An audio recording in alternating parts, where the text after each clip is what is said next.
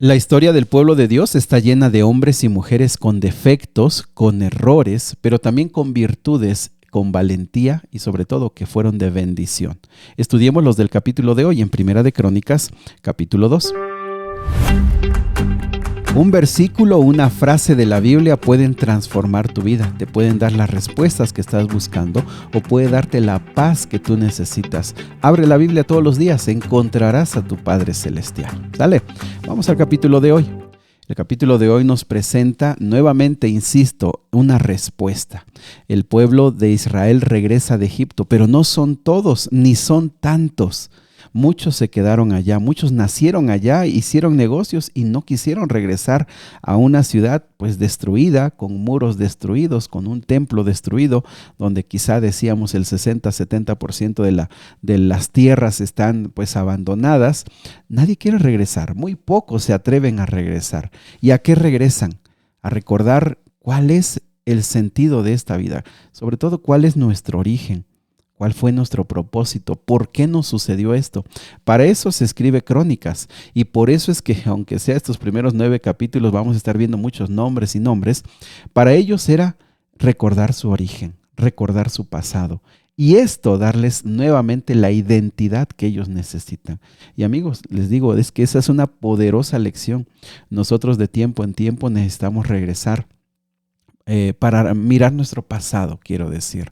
Mirar nuestros orígenes, mirar de dónde hemos venido para darnos cuenta cómo Dios ha estado con nosotros, cómo ha sido misericordioso y a pesar de las grandes adversidades que en el pasado nosotros o nuestra familia ha enfrentado, podemos decir, hasta aquí nos ha ayudado Jehová. Tenemos un futuro, tenemos una esperanza. Por eso es que te digo, quizás para nosotros son nombres, pero para ellos era recordar mucho su identidad. Por ejemplo, el versículo número 1, donde habla de los hijos de Israel y enumera a todos los hijos, pero le llaman Israel, no le llaman Jacob. ¿Por qué? Porque Jacob significaba engañador, suplantador. Pero para Dios, ya no, el padre de este pueblo no es el engañador. El padre de este pueblo es Israel, el padre de las naciones, el padre de las generaciones, el padre de esta gran familia. Y esto es importante porque Dios, cuando tú te has arrepentido, cuando lo has buscado de corazón, Él ya no te llama suplantador o engañador como en el pasado quizá fuimos, como en el pasado quizá éramos, no. Para Él ahora somos Israel, el Padre de bendiciones, el Padre de una gran familia. Pero a veces necesitamos recordarlo para que también nuestros pensamientos cambien, para que tú también dejes de verte como el engañador, dejes de verte como el que fracasó, dejes de verte como el que no tiene futuro. No, debes verte como Dios ahora te ve. Por eso es que no le llaman Jacob, le llaman ahora Israel. Ahora el versículo 3 se centra en la familia de Judá por una razón, porque de Judá vendrá David, que va a ser pues un punto importante de este libro. Judá, versículo 3 dice que tuvo 3 hijos, Onán y Sela. Y sabes que estos 3 hijos de Judá nos dan unas lecciones importantes. El mayor, dice el versículo 3 que fue un hombre perverso, de manera que le quitó la vida el Señor.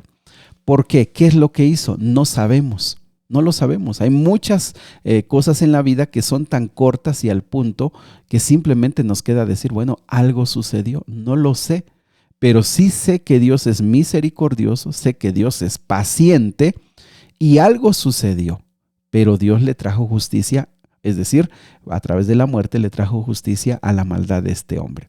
También en el versículo número 4 nos recuerda a una mujer pues muy valiente, que hizo algo escandaloso, pero que lo hizo con un propósito importante. Versículo 4 nos habla de Tamar, la que era nuera de Judá.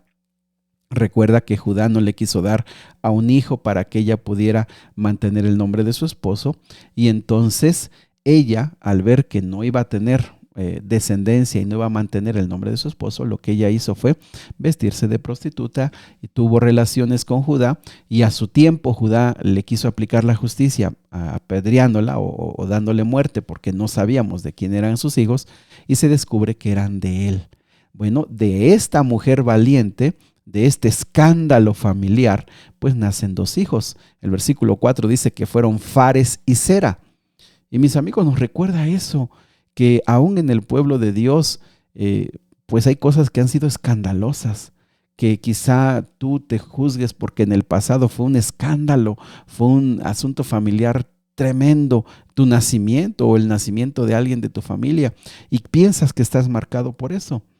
Judá ahora se le ve, a esta mujer se le ve que por su valor vino la familia de David. Qué interesante, ¿eh? Qué interesante. Los hijos entonces de esta mujer fueron Fares y Zera, y el versículo número 5 nos dice que Fares tuvo hijos a Esrom y a Mul. Primero vamos a detenernos con Zera, porque Zera más adelante vamos a ver que fue padre de grandes familias o tribus, o mejor dicho, clanes de familias que van a ser importantes. Uno de los que aquí se mencionan, versículo 7, fue Acán. Dice, quien trajo calamidad sobre Israel cuando tomó el botín que había sido apartado para el Señor. ¿Te acuerdas en la conquista ahí de la tierra prometida? Nos recordamos allá. Cuando entraron a la tierra prometida, dijeron, no toquen nada de Jericó, y se atrevió a esconder un botín ahí en su tienda, ¿te acuerdas? Y lo apedrearon. Acán trajo calamidad para su vida, porque trajo calamidad para el pueblo. Acuérdate que el pueblo sufrió, tuvo muchas muertes por su culpa. Bueno, aunque fue hijo, nieto de Judá, pues cometió un grande error. Y eso también. Y aquí hay una lección importante que no quiero que se te olvide. En la Biblia, principalmente aquí en el Antiguo Testamento, la decisión de una persona afecta a toda la familia. Ojo con esto. Esto es muy importante para el Antiguo Testamento. Ellos no son individualistas. Ellos no son, yo hice esto y a mí castígueme. No. Si tú cometes un error, puedes llevarte a tu esposa, puedes llevarte a tus hijos, puedes llevarte a toda una familia, a un clan familiar. Y eso es un punto importante, porque ahora nosotros que vivimos en una sociedad tan apartada, tan separada, tratamos de decir yo y mi vida y no me meto en la tuya, no te metas en la mía, yo y mis errores, si yo estoy cometiendo esto es mi vida, no te interesa a ti, pero la Biblia no tiene ese sentido. La Biblia tiene el sentido de que lo que hace una persona le afecta a toda la familia, y la bendición de toda la familia es la bendición del individuo. Así que es muy importante eso, porque te digo, a veces nosotros estamos ahora tan dispersos, tan alejados uno de otros, que hemos olvidado el sentido de la familia y las bendiciones que se pueden tener. Muy bien, el primer hijo de Fares fue Esrom. ¿Te acuerdas que te dije que de Fares vendría la familia? Bueno, el versículo 9 nos dice quiénes fueron los hijos de Esrom, pero ya en el versículo 11 vemos que Salmón fue padre de Booz. ¿Te acuerdas de Booz? El de Ruth, que veíamos una historia extraordinaria de valentía también de Ruth. Bueno, Booz fue padre de Obed. Obed fue padre de Isaí.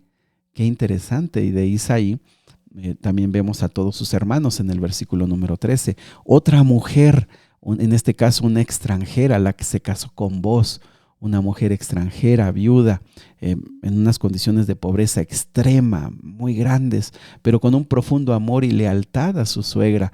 Viene de allá de Moab, y viene y con trabajo y con esfuerzo y el amor a su suegra demuestra que ella es una mujer ejemplar, que es una mujer seguramente joven, es una mujer extraordinaria. Finalmente, después de todo ese proceso que vimos en el libro de Ruth, se casa con Booz. Bueno, de esta mujer extranjera viene Obed, y de Obed viene Isaí, y de Isaí viene David.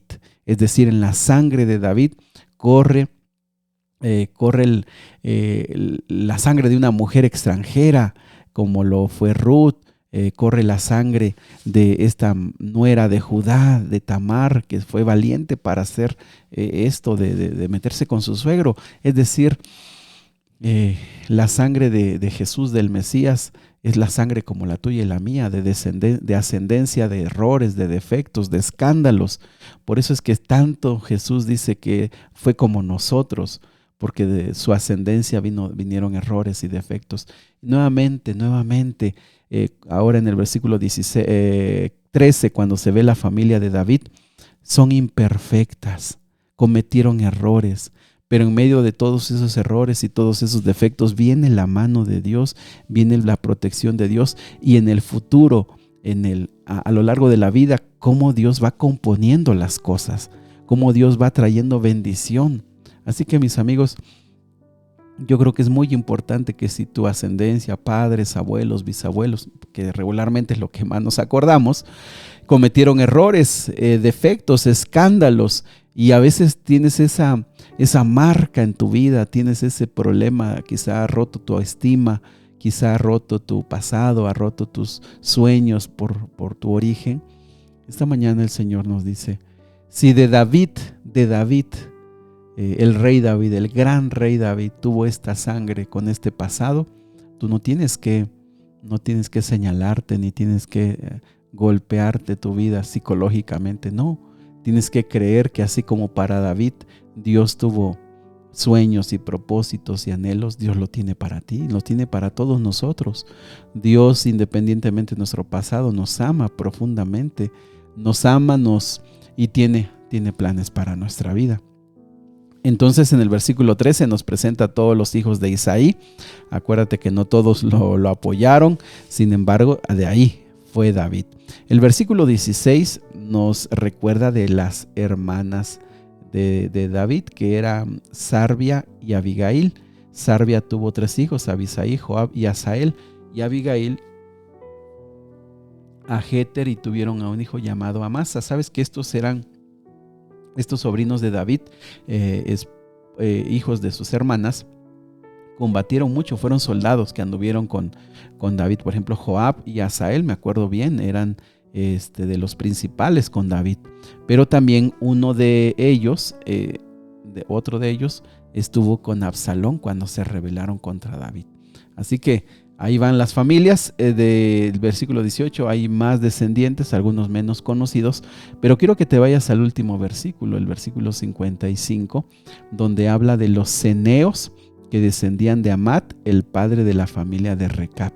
Fíjate que los recabitas fueron hombres, fueron una familia, fíjate, bien interesante, nada famosa, nada conocida, nada espectacular, pero la familia de los recabitas fueron una familia que tomó muy de todo corazón la fidelidad a Dios, el guardar los mandamientos, un poco también extremistas porque se apartaron de los demás pueblos, pero hubo familias así como esta que mantenían la fidelidad, que son desconocidos o que se les menciona muy poquito, pero que fueron fieles en guardando los mandamientos y preservando la fe en Jehová. Y sabes que esos grupos, esas familias tan desconocidas pero fieles, un día en el reino de los cielos serán reconocidas. Un día en el reino de los cielos se verá que por su fidelidad se preservaron la fe, la entrega, el conocimiento de Dios. Así que quizá nosotros no somos de las familias grandes, quizá nosotros no somos de las familias conocidas, quizá nuestra familia, como dijo Saúl a su inicio, la más pequeña de Israel. Pero recuerda que lo que es importante para el hombre, para Dios, no es lo importante. Así que tus apellidos, el apellido de tu familia no te hace más o menos valioso delante de Dios. Todos tenemos un lugar en el reino de los cielos. Padre querido, gracias por estas genealogías, estos nombres que nos recuerdan historias, nos recuerdan vidas, nos recuerdan errores, nos recuerdan equivocaciones, escándalos, pero también nos recuerdan valor y nos recuerdan que la gente fue como nosotros, que por impulsos cometió errores, tuvo defectos, pero fueron alcanzados por tu gracia y también fueron valientes para actuar del lado tuyo. Gracias, Padre, en el nombre de Jesús. Amén.